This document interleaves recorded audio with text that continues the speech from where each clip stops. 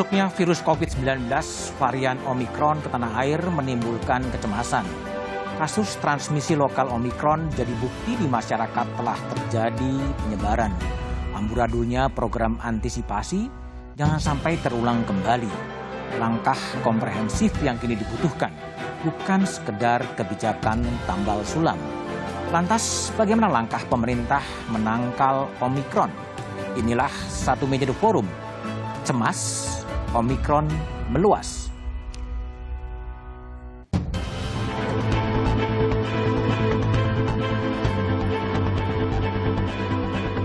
Yang berkaitan Omikron ini adalah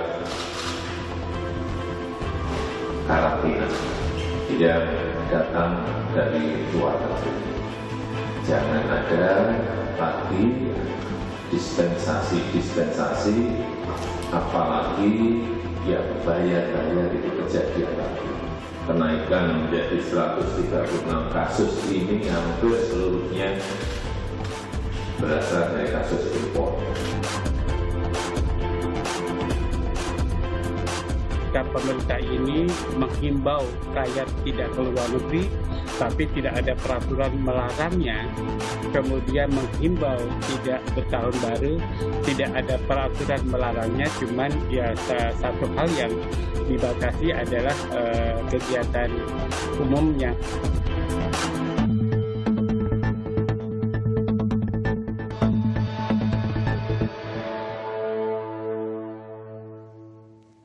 Jakarta kembali masuk dalam PPKM level 2. 4 Januari, pemerintah kembali mengumumkan ada 90-an kasus baru Omikron, sehingga jumlahnya 254 kasus. Terhadap data itu ada yang cemas, ada yang biasa-biasa saja. Itulah yang akan saya bahas bersama dengan Menteri Kesehatan Budi Gunadi Sadikin. Selamat malam Pak Menteri. Selamat malam. Pak Budi, kalau saya minta Pak Budi memberikan assessment dari skala 1 sampai skala 5. Skala 1 adalah kondisi yang ringan-ringan saja dan 5 gawat soal kasus Omikron. Di tanah air di level berapa sebenarnya tingkat kegawatan Omikron itu? Antara 1,5 sampai 2 nih. 1,5 sampai 2. Artinya ya so-so, tidak terlalu patut dikhawatirkan tapi juga harus diwaspadai. Betul. Tapi nyatanya angkanya juga ada peningkatan, ada PPKM level 2 yang diterapkan di Jakarta. Kalau saya melihatnya memang kenaikan Omikron itu lumayan cepat dari basis yang sangat rendah. Karena kita kan baru teridentifikasinya di akhir Desember. Sampai sekarang tidak sampai sebulan sudah naik dari 1 jadi 254. Oke. Jadi secara persentase tinggi sih, 2.540%, tapi dari sisi nominal kan sebenarnya masih kecil. Dan angka-angka ini hanya 15 yang transmisi lokal, sisanya tuh imported case. Jadi artinya apa? Jadi artinya memang nomor 1 yang kita masih waspada sudah terjadi di lokal. Jadi pasti akan naik di lokal. Itu masih waspadanya. Yang nomor 2, karantina kita lumayan baik karena kita bisa menahan orang-orang yang kembali dari luar negeri, terutama negara-negara Turki, Saudi Arabia, United Arab Emirates sama Amerika, itu ketahan di karantina. Oke. Tapi artinya bahwa Omikron itu sudah ada di masyarakat dan model duplikasinya kan seperti deret ukur ya, dari 2 menjadi 4, dari 4 menjadi 8, jadi 8 menjadi 16 gitu. Betul. Artinya sudah teridentifikasi di Jakarta dan Surabaya. Ya. Teridentifikasi di Jakarta dan Surabaya. Betul. Nah, bagaimana kemudian mencegah agar sebuah proses duplikasi itu kemudian tidak semakin besar ya? Itu gimana? Nah, memang saya juga mau share ini lagi. Karena strategi penanganan pandemi kita sebenarnya sejak tahun lalu tidak berubah. Target operasinya 1, bagaimana kita bisa mengendalikan laju penularan. Karena laju penularan ini pasti terjadi dan nggak bisa langsung hilang dalam 12 bulan atau 24 bulan. Jadi nggak mungkin lah. Kita sekarang adalah target operasinya mengendalikan laju penularan, bahasa Inggrisnya flattening the curve, bahasa epidemiologisnya reproduction rate-nya di bawah 1. Di bawah 1. Jadi sampai sekarang Indonesia masih bawah 1. Strateginya gimana? 4. Dari dulu juga konsisten. Jadi kita tetap nggak berubah strateginya. Nomor 1 prokes atau 3M. Nomor 2 surveillance atau 3T. nomor 3 vaksinasi, nomor 4 perawatan di rumah sakit. 3 yang pertama itu penting. Protokol kesehatan sekarang ada di BNPB ya, leading sektornya. Surveillance ada di kami, dan juga vaksinasi ada di kami. Kalau 3 ini tembus juga, gagal gitu ya, artinya kita masuk ke strategi yang keempat, ya kita jaga agar orang yang sakit, yang udah tertembus, udah terkena, itu kalau bisa jangan fatal. Nah 4 strategi ini aja yang harus kita pastikan kita jalankan dengan disiplin, dan kita sudah punya pengalaman di gelombang kedua bagaimana melaksanakan keempat strategi ini dengan sebaik-baiknya yang kita mampu.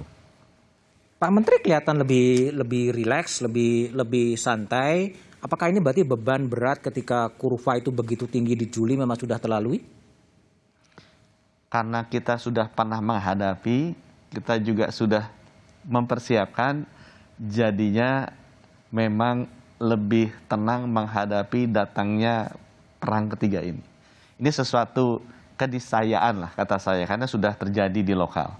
Sekarang bagaimana kita menghadapinya dengan tenang tapi responsif, dan juga kita harus terus waspada sih. Tapi saya sih merasa ya dibandingkan yang gelombang kedua kita jauh lebih siap. Kalau ada nggak daerah-daerah yang tadi kan disebut Jakarta dan kemudian Surabaya, apakah ada nggak daerah-daerah lain yang memang harus diobservasi secara khusus yang Omikron itu sudah cukup meluas di berbagai daerah itu? Pengalaman kita yang kemarin, Omikron ini atau COVID-19 atau SARS-CoV-2 ini virusnya akan beredar cepat di daerah-daerah yang populasinya banyak. Jadi pasti akan di big cities masuknya. Di big city? Big cities yang akan nanti kenaikannya cepat. Karena kan density-nya, kepadatannya tinggi kan. Interaksi dan pergerakan orangnya juga tinggi. Pasti akan terjadi di sana. Jadi sekarang yang kami persiapkan mulai minggu lalu begitu kita tahu ada transmisi lokal adalah kita pastikan Jakarta dan juga Surabaya siap kalau misalnya nanti akan ada kenaikan kasus. Artinya daerah dengan density penduduk yang begitu tinggi memang harus ekstra waspada. Betul. Dan siap. Dan siap. Dan kalau observasi dari Pak Menteri, apakah juga daerah-daerah itu juga sudah cukup siap untuk menghadapi Omikron itu sendiri? Jadi balik lagi kesiapannya dalam hal apa? Balik lagi menjalankan 4 strategi tadi. 4 strategi. Yang pertama dari protokol kesehatannya. Apakah kita sudah sempurna? Saya jujur bilang belum. Belum. Tapi untuk kota-kota besar, disiplin rakyat memakai masker kita relatif tinggi dibandingkan banyak negara Eropa maupun di benua Amerika yang sekarang lonjakan kasusnya sangat tinggi. Kita di Asia relatif lebih disiplin pakai masker. Which is ini adalah salah satu komponen protokol kesehatan yang sangat penting. Protokol kesehatan yang kedua, walaupun masih ada keraguan-raguan, kekurang disiplinan make, tapi saya tadi masuk kantor Kompas aja, peduli lindungi dicek. Dan ini sudah terbukti beberapa tracing yang kita lakukan Omikron, dengan cepat kita tahu bergeraknya ke mall mana saja karena data peduli lindunginya kita bisa lihat dengan cepat. Itu 2 program yang dulu nggak ada di bidang protokol kesehatan.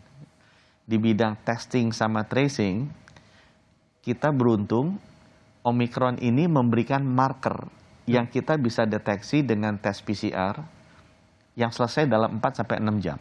PCR-nya? Nah, padahal sebelumnya kan untuk mengetahui varian harus menggunakan tes whole genome sequencing.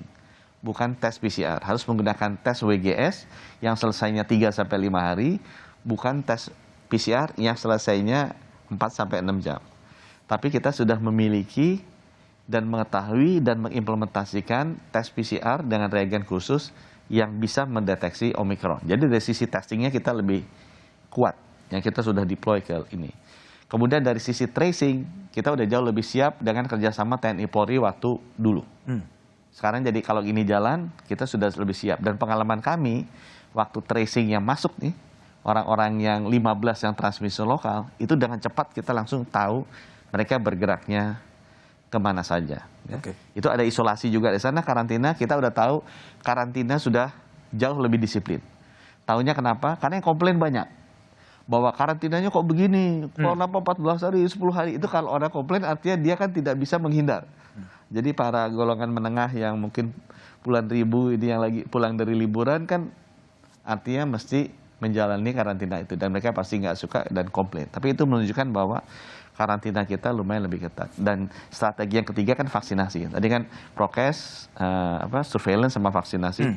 Vaksinasi kita sih sudah lumayan. Ya, sampai artinya sekarang. Kalau lihat penjelasan dari Pak Menteri, artinya publik tidak usah khawatir berlebihan dengan Omikron seperti ini. Kalau saya, narasi yang ingin saya sampaikan ke publik harus waspada dan berhati-hati, tapi tidak perlu paranoid. Tidak perlu paranoid. Tapi sekarang Omikron juga sudah ada di masyarakat, tapi juga ada laporan-laporan media sekarang muncul varian baru yang IHU, Institut Mediterane, yang ditemukan di Prancis. Itu sebenarnya duduk persoalannya seperti apa itu? Virus ini bermutasi, variannya mungkin lebih dari 10.000. Nah, penggolongan varian ini berbahaya atau tidak di WHO itu mulai dari yang paling bawah, varian under monitoring, VUM, gitu ya. Kalau dia udah dimonitor aja, jadi nggak diapa-apain. Kalau ternyata dia ada ciri-ciri bisa membahayakan, dia naik tingkat, jadi varian of interest, VOI. Kalau ternyata memang terbukti bahwa dia berbahaya, kalau yang tadi kan hanya berpotensi berbahaya gitu ya, jadi masuk VOI. Kalau udah proven dia berbahaya, naik jadi variant of concern, VOC. Jadi dari variant under monitoring, naik ke variant of interest, punya potensi, dia naik dari variant of concern. Nah, banyak yang berhentinya di varian under monitoring. Jadi kita nggak usah ngapa-ngapain, kita monitor aja. Termasuk ya? yang IHU itu tadi. Oke, tapi gini, Omikron itu kan sudah woro-woro atau alarming bahwa akan ada Omikron itu kan sudah ramai disuarakan. Tapi kan kemudian akhirnya juga masuk ke Indonesia. Apakah itu memang kita terlambat mengantisipasi atau dalam bahasa gaulnya kebobolan atau seperti apa? Tapi jawabannya setelah jeda berikut ini.